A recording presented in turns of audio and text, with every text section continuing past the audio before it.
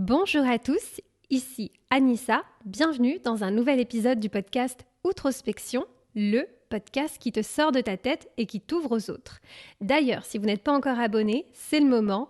Apple Podcasts, Deezer, Spotify, Google Podcasts ou encore YouTube pour la version filmée. N'hésitez pas à vous abonner. Cela m'aide à référencer le podcast, mais ça vous permet aussi d'être informé puisque je sors un nouvel épisode une semaine sur deux. Aujourd'hui, je suis ravie puisque j'ai le plaisir de recevoir une nouvelle invitée dans le podcast et dans cette saison 3 du podcast. Si vous regardez l'épisode sur YouTube, vous avez pu vous en apercevoir. Ravie de t'accueillir, chère invitée. Bienvenue, comment vas-tu ? Très bien, merci beaucoup pour l'invitation.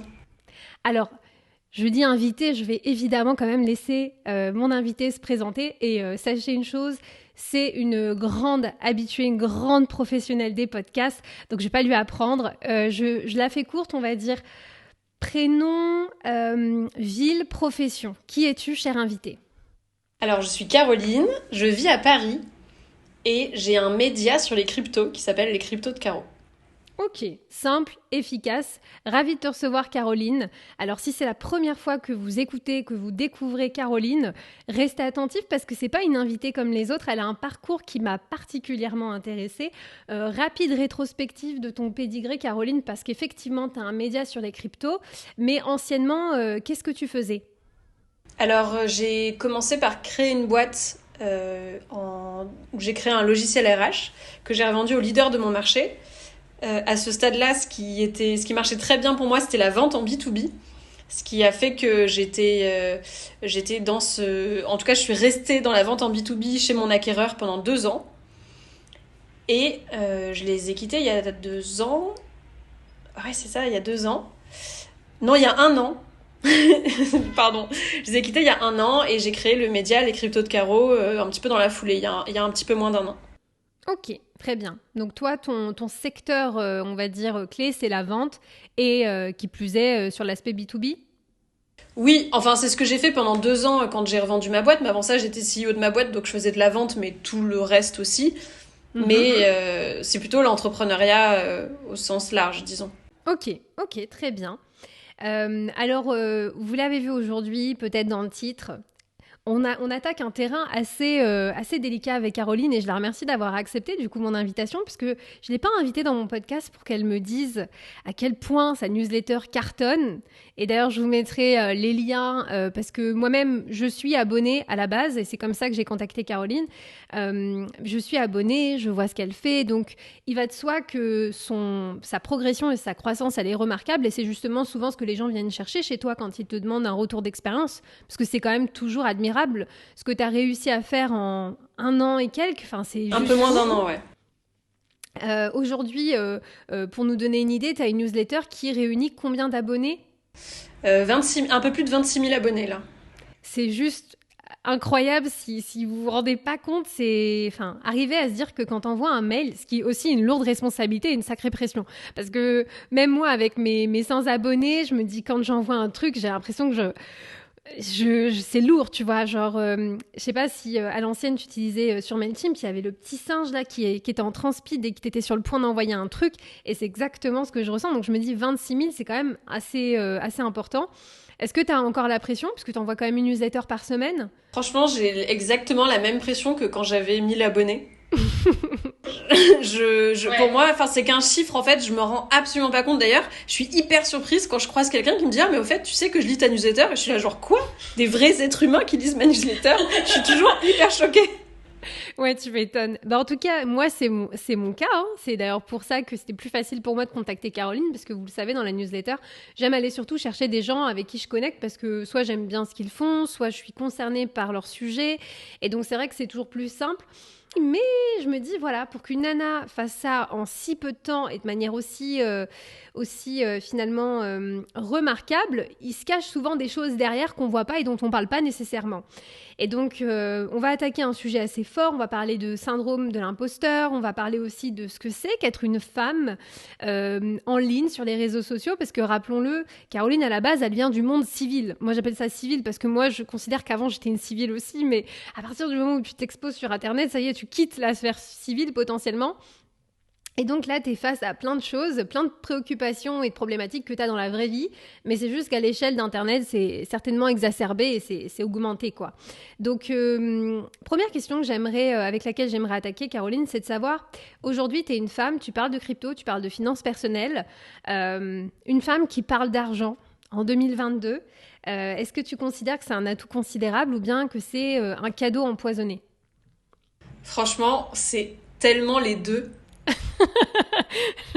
Pourquoi? Parce que c'est vrai que une partie de ma croissance et de ma visibilité, elle vient du fait qu'on n'a pas du tout l'habitude de voir une femme qui parle de ça. Donc ça crée, de par qui je crée une spécificité qui me rend plus visible et qui m'aide à faire de la croissance. Ça, c'est un atout qui est quand même... Enfin, je peux pas dire que ça en est pas un. Mais par contre, c'est clairement aussi un cadeau empoisonné parce que la plupart des gens, en tout cas, n'aiment pas ça. Genre vraiment, je vois beaucoup de haine par rapport à et c'est peut-être lié aux réseaux sur lesquels je communique, mais je vois vachement de haine, en fait, sur... juste parce que je suis une femme et que je parle de ces sujets-là. Donc, c'est un peu les deux, quand même. Et tu penses que c'est dû à quoi en fait cette problématique? Est-ce que c'est historique? Est-ce que c'est culturel? Est-ce que c'est tout simplement quelque chose qui est intégré sur lequel on se questionne pas? Que bon, c'est pas commun de voir une nana parler de crypto et se mettre en scène? Je pense que c'est beaucoup culturel. Enfin, c'est-à-dire qu'on m'attend sur autre chose que sur ça. Et donc, ça dérange. On va m'attendre sur parler de... Enfin, peut-être que si je m'exprimais sur des sujets qui sont plus affiliés à du féminin, ça marcherait mieux. Enfin, dans le sens, je générerais moins de haine. Mais là, je reçois énormément de retours de gens qui me disent « Mais t'y connais rien, retourne en cuisine, une meuf, ça parle pas de finance. Ou des trucs... » Moi, j'ai énormément de commentaires sur mon physique. En fait, j'ai d'abord des commentaires sur mon physique, ensuite des commentaires sur ce que je raconte. Donc c'est bon, ouais, c'est un peu les deux. Après, je me dis quand même que les gens qui ont ce genre de comportement et de discours, c'est pas ma cible. En fait, c'est des gens à qui je suis confrontée parce que je suis quand même très mass market et que je vais sur des réseaux qui sont très vastes. Mais par contre, les gens qui viennent ensuite jusqu'à ma newsletter, eux, ils sont pas du tout... Enfin, voilà, j'ai jamais eu le moindre commentaire désobligeant de quelqu'un de ma communauté newsletter, quoi. Ouais, mais c'est intéressant parce que en fait, finalement, pour pouvoir être visible, parler de ce que tu fais, tu dois t'exposer. Et en t'exposant, tu te reprends ce reflet de une femme peut pas parler de finances, une femme avec ton physique qui parle de ça, ça va être encore plus le sujet de débat, de commentaires, etc. Est-ce que tu t'attendais à ça, justement, vu que à la base, comme je dis, tu viens du monde de l'entreprise, tu te mets en avant. On l'a pas dit, mais aussi un pari que Caroline a fait, c'est d'aller sur TikTok. Donc, c'est intéressant aussi parce que j'avais vu sur LinkedIn t'expliquer que tu l'avais fait parce que tu voulais pas trop te taper la honte au tout début et c'est ça? Est-ce que tu peux nous raconter? Oui, en fait, alors moi, j'étais effectivement dans le civil, donc ma boîte, en plus, c'était non, mais c'est vrai, t'as raison, tu vois, ma boîte, c'était du B2B, donc j'étais pas exposée. Quand bien même, j'étais pas exposée, quoi, très peu. Mais par contre, sur LinkedIn, je connaissais beaucoup de gens. Enfin, tous les entrepreneurs de Paris, ils étaient dans mon réseau, quoi, sur LinkedIn. Et du coup, je voulais pas tester un truc comme ça et me taper la honte alors que probablement que j'allais faire n'importe quoi. Et c'est pour ça que j'ai choisi TikTok. Je me suis dit, c'est sûr que sur TikTok, jamais personne va me reconnaître. Genre, il y a personne que je connais sur TikTok, donc ça va, c'est pas risqué. Et du coup, est-ce que tu savais quelle était la réputation des réseaux comme TikTok? Je sais que tu es aussi sur Instagram. Est-ce que tu te doutais que justement le fait que le contenu soit accessible, rapide, consommable, il y a un côté un peu déshumanisé quand tu consommes, mais du coup aussi dans ta manière de juger les gens qui créent sur ces plateformes? C'est clair, c'est tout à fait vrai. Je m'étais jamais posé la question parce que j'avais jamais produit de contenu avant. Donc je m'étais jamais exposée. Et puis c'est vrai que je me pose pas souvent de questions en réalité. Je suis beaucoup dans l'action, je me dis pas mais qu'est-ce qui va se passer si je fais ça? Et je l'ai juste vécu, quoi. Et la première fois, le premier commentaire, le truc un peu qui a rien à voir avec ce que tu racontes, mais qui est purement une attaque sur ton physique ou sur le fait que tu es une femme, tu le vis comment la première fois? Je me rappelle plus exactement de la première fois. Je crois que la première fois, c'était un peu noyé. Enfin, les premières fois, ça devait être un peu noyé parce que j'étais en même temps hyper choquée d'avoir autant de succès d'un coup. Mhm. Et après, très vite, ça a été super pénible. J'ai vraiment des souvenirs je sais pas combien de fois je me suis dit, je vais arrêter, j'en peux plus. Je regardais plus les commentaires. Maintenant, ça, c'est mon truc. C'est que maintenant, non seulement je regarde plus aucun commentaire, donc faut pas espérer que je réponde à un commentaire. Je les regarde même plus tellement c'est toujours horrible. Et quand je les vois, c'est parce que des gens qui me connaissent vont me faire des screenshots et vont me dire ah putain, c'est abusé ce qu'on te dit. Et moi je suis là genre ouais, enfin j'essaye de pas le voir donc merci, mais. Inutile de me montrer, ça mettra pas mieux, quoi. Mais donc maintenant je les regarde plus et c'est la seule chose que j'ai réussi à faire. Mais c'est clair que ça me mettait dans des états, mais pas possible quoi. Mais c'est vrai que c'est assez marrant ce rapport entre pour pouvoir continuer de me développer et de grandir, j'ai besoin d'être vue, j'ai besoin de m'exposer. Et en même temps, c'est ce qui peut potentiellement faire que j'ai envie d'arrêter, que je me développe pas. Tu sais quoi, en plus, j'ai écrit un podcast, Caroline, qui sortira bientôt, sur moi-même, mon rapport avec ça, tu vois. Le besoin d'être vu, entendu, cette nécessité-là, avec la peur d'être visible et de ce que ça entraîne aussi. Parce que derrière ça, il y a la peur aussi d'être critiqué. Alors, certains diront oui, de toute façon, t'es toujours jugé, t'es toujours critiqué. Mais c'est vrai que ce que t'as noté, c'est qu'en tant que femme, avant d'être critiquée sur ce que tu dis, ce que tu fais, t'es d'abord critiquée sur ce à quoi tu ressembles, ta coiffure, ton maquillage, ta tête.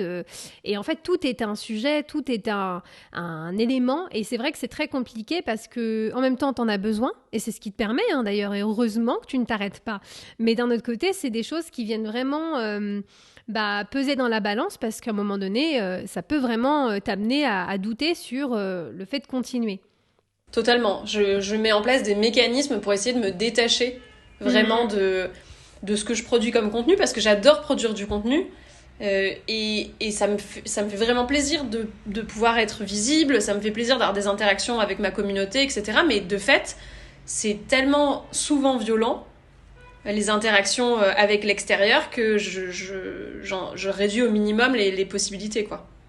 C'est pour ça que je trouve que c'est bien qu'on en parle aujourd'hui parce que si certaines personnes sont parfois tentées de critiquer facilement parce que c'est rien de plus, c'est un petit commentaire, oui mais bon en même temps elle fait un TikTok, elle se met en avant, en fait juste de le conscientiser en se disant bah oui mais c'est intéressant de débattre mais une simple remarque qui porte sur un physique, qu'elle soit sympa ou pas, que ce soit un compliment ou quelque chose au contraire qui est plutôt une critique, n'est pas forcément ce que la personne qui crée veut lire, veut entendre. Et justement le risque après c'est que on perde un peu cette proximité avec toi et cette interaction parce qu'en fait à force de lire des choses qui sont négatives, t'as besoin de te protéger, de prendre aussi du recul et donc finalement c'est dommage parce que ça nuit aussi à tes interactions avec le groupe quoi, de manière générale. Alors après, c'est pas le cas sur tous les réseaux. Enfin, c'est le cas par exemple particulièrement sur TikTok, mais sur Instagram, j'ai beaucoup moins ça. Donc je vais quand même pas regarder les commentaires des posts sur Instagram, mais par contre surtout des réels, enfin des reels. Mais par contre, je vais regarder les commentaires des stories, les DM, etc. Là, pour le coup, ça, c'est jamais... Enfin, c'est de temps en temps, mais beaucoup moins agressif que, effectivement... Enfin, ce que tu décrivais, c'est exactement ça. T'as mis le doigt sur un truc. En fait, c'est tellement déshumanisé que les gens, quand ils font un commentaire, ils se rendent pas compte que c'est un vrai être humain derrière qui va le lire. Moi, je dis tout le temps de genre, mais pour qui elle se prend celle-là Et... genre, il parle de moi comme si j'étais pas là, mais il parle de moi sur ma vidéo, sur mon compte. C'est trop bizarre, en fait. Ah, totalement. T'as un petit top 3 comme ça, des préjugés auxquels tu dois le plus faire face en tant que femme. Alors, pas uniquement que des petites critiques acerbes que tu peux recevoir sur les réseaux sociaux, mais tout simplement, même des gens peut-être dans le business ou des gens qui sont aussi dans les cryptos, dans la finance ou même, je sais pas moi, des personnes qui peuvent t'entourer et parfois pas avoir l'impression qu'ils sont en train de se faire absorber par des stéréotypes, mais où tu te dis, ah bah voilà, ça revient, tu vois. Est-ce que tu as une petite idée comme ça de choses qui viennent de manière récurrente ? Ce qui vient très très souvent, c'est de penser que je suis pas compétente. de naturellement, en fait, au premier abord, se dire que je vais pas savoir. Okay. Ça m'arrive hyper souvent. Et un autre truc, qui m'arrive tout le temps, c'est que des gens qui pensent que je suis une petite chose, qui sait pas... En fait, il y a d'un côté... non, mais d'un côté, il y a ceux qui vont penser que je suis pas compétente sur la partie crypto. Donc, je suis pas compétente pour expliquer ces trucs-là. Et d'un autre côté, il y a ceux qui pensent que je vais pas être compétente en tant qu'entrepreneur. C'est-à-dire, je suis hyper souvent contactée par des agences d'influence ou des projets, etc., qui veulent qu'on travaille ensemble, qui me parlent et qui me traitent comme si je comprenais pas ce qui se passait dans l'univers business. Mais ça, je sais pas vraiment si c'est lié au fait que je sois une femme ou si c'est lié au fait que je sois moi une entrepreneur qui soit passée du côté influence et que du coup, ils sont pas habitués à ça. Mais souvent, je suis choquée de à quel point les gens vont penser que je comprends pas ce qui se passe autour de moi. Et justement, quand ça se passe comme ça, je veux dire, quand tu as des gens qui te sous-estiment, parce que c'est souvent un petit peu dont il est question, comment est-ce que toi tu te positionnes Il y a quelque chose que je fais tout le temps, qui est extrêmement efficace et qui est hyper malsain aussi. Je m'attendais pas à cet adjectif, ok. Non, ici, c'est hyper efficace et hyper malsain. C'est que j'ai tellement l'habitude qu'on me sous-estime que moi, je me cache toujours derrière mes chiffres. Donc, dès que je vois ce qui se passe, en fait, en 3 secondes, je vais sortir tout ce que j'ai fait, tous mes chiffres, et je vais me repositionner par rapport à la personne. Non, mais en fait, j'ai monté une boîte, on était 10, j'ai levé des fonds, j'ai revendu au leader de mon marché. J'ai créé une newsletter, en moins de 10 mois, on était plus de 26 000, je suis la plus grosse du marché français. Je génère 24 CA sur mon truc par mois. Mais viens, parlons, on parle d'égal à égal maintenant. Ce qui fait que derrière, les gens face à moi, ils sont là genre... Ah ok d'accord, donc c'est quand même un peu une meuf qui sait ce qu'elle fait, qui compte. Donc ils vont se repositionner, mais ça fait que moi, je ne me définis que par mes chiffres. Donc si je fais un peu moins de croissance, je suis un peu moins visible, que je suis un peu moins si, j'ai l'impression que du coup j'ai plus rien. Alors que je vois d'autres hommes, enfin des hommes qui eux vont jamais se justifier. Si jamais ils sont sous-estimés, ça leur passe à 10 000. Ils ont pas besoin de dire mais j'ai fait ça et ça, regarde, je compte. Moi c'est vraiment ça que je fais quoi. Alors je comprends ce que tu dis quand tu dis malsain, parce que c'est surtout malsain pour toi et pour ton rapport à toi-même, évidemment, qui peut finalement être conditionnel à la réussite de tes accomplissements professionnels. Et ça, c'est forcément... Ça peut être néfaste parce que, comme tu le dis, plein de choses peuvent arriver et c'est dur parce que c'est presque un château de cartes que tu bâtis avec des fondations, certes, mais au final, il faut quand même qu'il reste toujours quelque chose de solide, peu importe ce qui se passe au niveau de tes chiffres. C'est vrai qu'aujourd'hui, ça va de soi que si on vient un peu te challenger en mode ouais, la petite nana là qui fait des trucs sur TikTok, machin, l'air de dire qu'elle sait pas, elle connaît pas l'envers du décor du business ou qu'elle connaît pas les cryptos, etc. C'est assez effectivement facile pour toi aujourd'hui d'avoir des cartes en main et de dire attends. On va se poser, on va se remettre à niveau parce qu'effectivement, la perception que tu projettes sur moi n'est pas la réalité. Mais comme tu le dis, c'est un gros travail de fond parce que on attend, et vous le savez peut-être ou pas si vous écoutez mes autres épisodes, moi je joue pas la carte, tu vois, du côté victime, femme, machin et tout. Mais je sais que inconsciemment, et on va parler du syndrome de l'imposteur, parce que c'est quelque chose qui touche davantage les femmes que les hommes, pour le coup. Donc il y a vraiment aussi un terrain. Et c'est vrai qu'en tant que femme, très souvent, il suffit d'un petit manquement, et en fait, c'est pas juste le fait que tu sois pas en forme, le fait que t'aies pas bien performé qui est remis en cause, c'est tout. C'est ta réputation, c'est tes compétences, c'est tout. Donc en fait, à chaque fois, c'est difficile aussi parce que tu joues un peu ton entreprise, ou tu joues un peu tout en fait. Et je peux comprendre que les deux soient intrinsèquement liés parce qu'on nous attend beaucoup au tournant. Mais c'est super intéressant justement. Alors Caroline, tu l'auras compris, je te l'ai dit avec toute la bienveillance possible. Donc, si vous tombez sur cet épisode, ne soyez pas outrés en mode « Mais t'as vu comment elle lui a parlé, c'est chaud et tout » parce qu'on en a discuté bien évidemment en amont. Et l'objectif, c'est évidemment de se faire l'avocat du diable. Sinon, je n'aurais pas proposé à Caroline de le faire. Mais voilà, on va rentrer dans cette question un peu provoque et centrale de l'épisode. Comme je disais en ouverture, tu viens du monde... B2B, tu as travaillé aussi dans la vente, tu as donné des conseils à ce sujet, tu as une certaine expertise qui est considérable aussi. Tu recommences une nouvelle aventure avec les cryptos de Caro, tu parles crypto-monnaie, dans laquelle, au final, tu n'as ni diplôme, ni expérience professionnelle. Est-ce que t'as pas l'impression d'être une imposture parfois? Si, tout le temps. Non, mais si, enfin, c'est tout à fait. Je me sens tout le temps une imposture. Après, j'ai quand même pris un positionnement dès le départ qui est je pars à la découverte de cet univers-là. Avec vous, j'ai un tout petit peu d'avance parce que ça faisait plus d'un an que j'investissais en crypto et que je connaissais quand j'ai lancé ce truc-là. Mais enfin, j'ai pas de diplôme, t'as tout à fait raison, pas d'expertise particulière sur le sujet, si ce n'est que je, je, disons que j'ai des facilités à vulgariser un truc. C'est la seule chose que je fais. C'est que maintenant, je me sens vachement plus confortable, même si je me sens toujours, évidemment, dans l'impost. Enfin, j'ai ce syndrome-là qui revient souvent, mais je me sens beaucoup plus confortable de dire, bon, bah, en fait, moi, je suis pas plus experte qu'un expert, ça c'est certain, je suis largement moins. En revanche, ce que je sais, c'est qu'un expert, on comprend pas ce qu'il dit. Et moi, je comprends pas ce qu'il dit. Si je comprends pas ce qu'il dit, c'est pas parce que je suis bête, c'est parce que c'est chiant ce qu'il dit. Et qui va faire en sorte que je me sente pas assez intelligente ou que ce truc-là, ça a l'air hyper compliqué et que donc on a besoin des experts. Et donc, je vais faire en sorte que ça soit compréhensible du plus grand nombre, si je peux, quoi. Et ça, c'est... Oui. Ouais. Ben, sur ce truc-là, maintenant, je suis beaucoup plus identifiée. Tu vois, je le dis beaucoup plus clairement, je vulgarise l'univers crypto. Et donc, je suis dans une stature qui est un peu plus claire pour moi. Mais sur 80% de mon temps des cryptos de carreau, mais c'était horrible comme je me sentais, mais attaquée sur le moindre truc. J'étais là genre, mais c'est vrai, je suis pas du tout experte. C'est n'importe quoi. Enfin bref, vraiment, c'était horrible, quoi. Mais ça, c'est quelque chose qu'on ne dit pas suffisamment. Moi, c'est un sujet qui me touche évidemment parce que, en fait, syndrome de l'imposteur, souvent, c'est quelque chose qui va toucher pas mal d'autodidactes, de personnes qui justement n'ont pas le tampon, le certificat, le diplôme pour attester d'un certain nombre de compétences, de savoir. Évidemment, ça va de soi que, je le dis à chaque fois, il y a des domaines où on ne peut pas être autodidacte. Voilà, un médecin autodidacte, fuyez. Il y a plein de domaines et d'ailleurs, par rapport aux cryptos, si vous vous posez la question, ce que tu me disais, Caroline, ce qui fait aussi que tu peux parler de ça, c'est que tu ne fais pas du conseil financier, c'est ça? Je fais pas de conseils financiers, d'ailleurs, ça m'intéresse pas.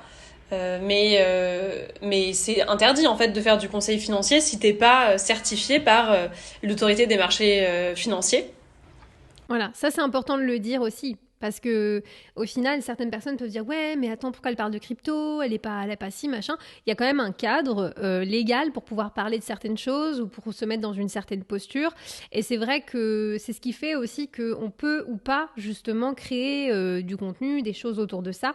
Et donc ça va de soi que parfois ce syndrome-là, ça touche, comme je disais, des autodidactes, ça touche aussi des entrepreneurs qui se lancent et qui montent à la tête d'une boîte et doivent gérer plein de choses et se disent mais en fait je sais pas gérer tout ça, mais ça peut être aussi quelque chose qui touche une personne, même dans sa vie de salarié, dans une nouvelle, par exemple, un nouveau poste, avec des responsabilités, des gens, et de se dire, mais je suis pas à la hauteur, ou alors si je suis à la hauteur, si j'ai, comme toi, un certain succès, est-ce que vraiment je le mérite à 100%? Est-ce qu'il n'y a pas des gens plus compétents que moi qui mériteraient ça? Et donc, cette espèce de doute assez présent, c'est ça qui va nous mettre dans ce syndrome, dans cette impression de ne pas être la personne, etc. Et c'est quelque chose qui ce n'est pas une pathologie, mais c'est quelque chose qu'il faut aussi combattre parce qu'évidemment, on peut s'en libérer au fur et à mesure. Et justement, ton positionnement et ta posture d'explorateur, d'exploratrice des cryptos et de vulgarisatrice, c'est aussi une des meilleures manières, si vous ressentez ça aussi, de trouver un positionnement dans lequel vous êtes à l'aise. Parce que finalement, quand on explore, peu importe, je pense à des explorateurs, tu vois, je pense à Mike Horn, des trucs comme ça. Ces mecs-là, en fait, on s'en fiche si dans leur exploration, ils se perdent, si ils se sont trompés ou s'il y a eu ça. Ce qui nous intéresse, c'est l'aventure, c'est le chemin, c'est tout ça. Et je pense qu'à partir du moment où tu choisis un positionnement qui est ouvert et qui appelle à l'humilité, tu vois, vis-à-vis de ce que tu fais, de comment tu le comprends, de comment tu l'expliques, ça me semble être plus approprié aussi. Mais c'est vrai que c'est pas facile, j'imagine, quand soi-même on vient d'un domaine qui est différent de celui sur lequel on crée un business et que tu te prends des commentaires qui n'ont rien à voir évidemment avec les cryptos, des commentaires qui parfois remettent en question tes compétences dans les cryptos, dans tout ce que tu dis, et puis que toi-même, tu es la première personne qui met parfois en doute ta légitimité, tout ça quoi. Bah, en crypto, c'est particulièrement difficile parce que c'est un milieu dans lequel il y a tout un jargon et les gens adorent dire des choses super compliquées, super précises, alors que c'est pas nécessaire. Et comme moi, je vulgarise, eh bien, je vais transformer un petit peu ça pour le rendre plus simple et je vais volontairement être plus large que spécifique. Et ça a un don, en plus du fait que je sois une meuf, mais d'énerver, mais tellement de gens qui me disent mais en fait tu comprends rien, c'est pas comme ça qu'on dit, c'est comme ça, c'est pas genre si je vais dire je vais racheter d'une crypto, et ben ils vont dire on dit je vais recharger, tu connais rien, et moi je suis là genre mais si je connais, je suis juste pas débile comme vous. Et du coup je trouve que c'est bien d'utiliser des mots du langage courant pour que les gens puissent comprendre mieux ce dont on parle au lieu de se sentir bête. Et donc il y a aussi tout ce truc là de en fait c'est aussi une culture contre laquelle je me bats quelque part. Ouais, et ça, je pense que ce comportement que tu décris, il est valable dans plein de domaines, en fait. Il doit y avoir toujours des puristes. Mais c'est intéressant parce que j'avais reçu, je te l'avais dit dans ce podcast, Johan Lopez, qui lui-même est à la tête d'une newsletter qui parle aussi de finances personnelles, de plein de types d'investissements, etc. Et c'est vrai que quand j'avais parlé avec lui, à lui aussi, croissance fulgurante, je vous mettrai le lien de l'épisode qu'on avait fait ensemble, on avait parlé un petit peu de la liberté financière. Et c'est vrai qu'on n'avait pas autant discuté, tu vois, sur est-ce que Johan ou pas, lui, était légitime de parler des sujets de finances perso, etc. Alors que Johan, je l'avais connu parce que comme moi, il bossait dans un domaine très orienté recrutement tech, etc. Donc un pédigré aussi qui est assez ouvert, tu vois, assez généraliste. Et en fait, ça montre encore une fois que même si vous n'avez pas exactement la même manière de dire les choses, exactement les mêmes sujets, mais qu'en fait, finalement, on est parfois dans des formes d'inégalité, tu vois, on peut traiter un sujet et les deux fonctionnent. C'est ça qui est cool, c'est que ta newsletter et une newsletter comme Snowball fonctionnent super bien, mais on n'est pas face au même, tu vois. On en a déjà parlé, enfin on en a souvent parlé en fait, du fait que lui, sa légitimité, elle n'a jamais été remise en question. C'est jamais arrivé, alors que lui non plus, il n'est pas du tout issu du secteur. Ouais. C'est vrai que ça, c'est un truc qui, moi, qui m'a souvent rendu jalouse, en tout cas. Et tu pensais que tu parviendrais justement à fédérer autant de gens. Qu'est-ce qui, tu penses, a été un petit peu la clé de ton succès par rapport à ça, qui continue, hein, je tiens à dire, on n'est pas arrivé au bout. Au moment où vous écoutez cet épisode, ça aura peut-être déjà bien évolué. Mais disons, qu'est-ce qui, selon toi, explique que autant de gens, justement, pour une personne qui vient pas du milieu, qui justement n'a pas les diplômes, l'expérience, a pu autant fédérer des gens autour d'elle? Ben, je pense que c'est pour la même raison que dans les films et les séries, on s'attache au personnage principal quand il nous ressemble, quoi. C'est que tous les gens qui... C'est que finalement, on est une très très grande majorité de personnes à pas du tout être bêtes, mais par contre à pas aimer qu'on nous explique les choses de manière compliquée et à pas avoir envie... Enfin, on est super nombreux à avoir envie d'apprendre des trucs facilement sans qu'on nous prenne pour des cons. Après, il y a peut-être un autre truc qui joue, c'est que dans l'univers crypto, c'est un univers qui est beaucoup un univers de l'anonymat, des avatars, des pseudonymes. Et que moi, je montre beaucoup mon visage, je montre beaucoup qui je suis, où est-ce que je suis quand je travaille, qu'est-ce que je fais. En fait, j'apporte énormément de lifestyle en plus du côté crypto. Parce que je veux que l'impression que les gens aient, c'est ma pote Caro, je sais exactement ce que c'est sa life, et on boit un café de temps en temps où elle m'explique des trucs simplement. Et parce que c'est ce que moi je voulais. Je voulais un truc rassurant comme ça. Ouais. Et je pense que du coup, c'est un truc qui existe pas beaucoup et donc qui marche bien sur ce secteur-là. Et c'est super intéressant avec ton profil parce que ce qui pourrait potentiellement, on va dire, causer ta perte, c'est aussi, c'est ce qu'on disait au tout début de l'épisode, c'est aussi ce qui fait ta recette et ce qui fait la pâte de Caro, des cryptos de Caro.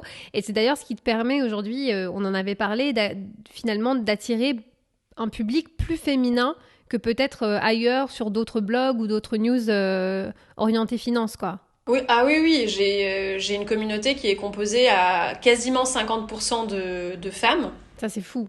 Ça, c'est fou. C'est fou. Moi, j'en suis tellement fière. Je suis trop contente de ça. Mais toi, t'as appris comment? Parce que si toi, aujourd'hui, t'es capable de retranscrire, est-ce que ça a été si facile d'apprendre? Mais non, c'était une galère. En fait, c'était une galère. C'est-à-dire que moi, j'ai appris assez pour faire mes premiers investissements tout en me disant oh, j'aime pas cet univers, je comprends rien, tout a l'air compliqué. Et après, à partir de là, en fait, toutes mes questions donc, que je me posais ou qu'on me posait, je les note dans un fichier. Et chacune de ces questions, ça fait l'objet d'un sujet de ma newsletter. Et après, genre, je prends cette question-là, genre, globalement, cette question-là, je sais ce que c'est. Mais je me dis, ok, bah, faut que j'aille creuser plus. Je vais lire tout ce qui existe dessus. Je trouve que tout est chiant. Globalement, non, mais tout est chiant et en plus, tout est des copier-coller. Parce que la vérité, c'est que c'est quand même un sujet que peu de monde maîtrise. Et donc, dès que les gens doivent écrire des articles sur les sujets, ils vont reprendre un copier-coller d'un truc, et ils font un melting pot, ce qui fait qu'en fait, tu comprends encore moins parce que les articles sont pas très clairs. Donc, tu fais ça. Et donc, moi, je vais lire tout ce que je trouve sur le sujet. Et quand je commence à avoir assez compris ce que c'est, je me dis, bon, bah maintenant, comment est-ce qu'on rend ça sympa ? Et c'est tout. Trop bien. Trop bien, j'ai un peu le même process que toi et c'est ça qui est super excitant et intéressant et à la fois qui est aussi fatigant parce que retranscrire, c'est pas facile quand derrière tu vois des trucs et puis dans ton domaine c'est encore plus barbare parce qu'il y a bon nombre d'expressions, de mots-clés, de termes qui sont utilisés. Donc là-dessus, franchement, c'est tout à ton honneur et évidemment, je me dis que voilà, avec des partages comme celui d'aujourd'hui, le fait d'expliquer qu'on peut être une femme, parler d'argent, parler de crypto-monnaie, douter parfois, ressentir ce syndrome de l'imposteur, avoir l'impression d'être une imposture tous les jours, de se faire critiquer et pourtant ne pas lâcher l'affaire, cartonner, avoir la première newsletter crypto en France, être numéro 1, c'est quand même what, c'est un sacré palmarès ça, tu vois. Et en même temps, tu vois, être très terre à terre sur bah voilà, les difficultés, les progrès à faire, les choses qu'on peut améliorer et tout.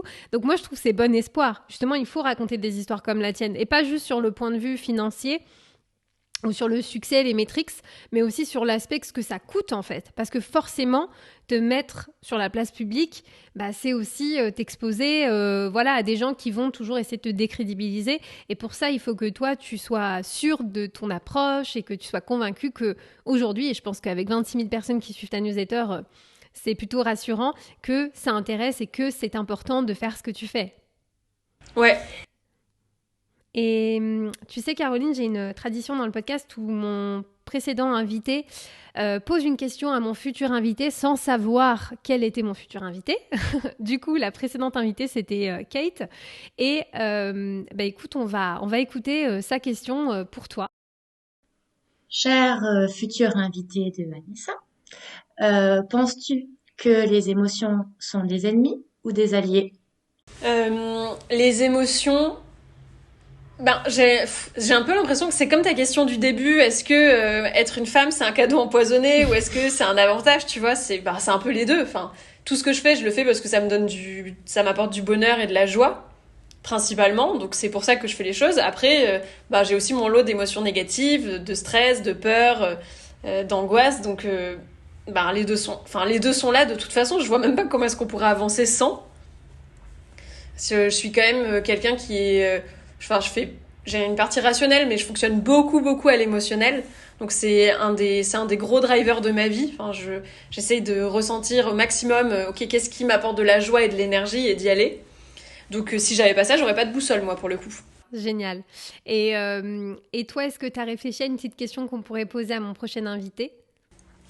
Quand t'es créateur de contenu, si jamais tu l'es, est-ce que mais ça peut être aussi si t'es entrepreneur, mais qu'est-ce que c'est ton objectif en fait ? Est-ce qu'il y a un moment où t'as atteint ce que tu voulais faire ? Ou est-ce que c'est quelque chose de continu ? Ok, très bien, c'est dans la boîte. Merci beaucoup pour l'invitation, c'était trop sympa.